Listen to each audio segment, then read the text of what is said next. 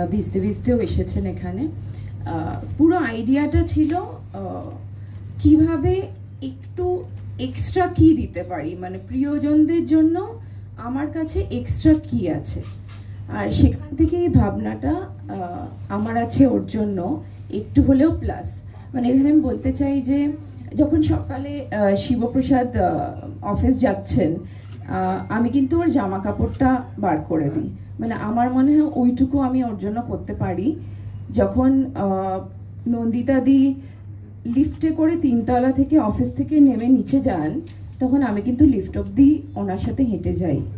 যখন আমি অপার সাথে এর আগে শুটিং করেছি, আমার মনে আছে অপার মা অসুস্থ ছিলেন এবং অপারেশন হওয়ার ছিল, আমি কিন্তু শুটিং বন্ধ করে দিয়েছিলাম for a little while, because অপা খুব আপসেট ছিল।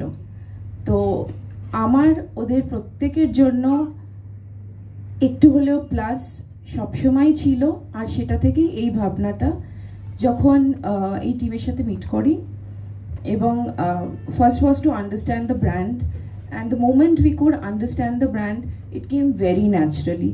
I think people who love others, their family, their close ones, their near and dear ones, their only thought is how to have that plus for their close ones. আর সেখান থেকেই এই ভাবনাটা আমার আছে ওর জন্য একটু হলেও প্লাস।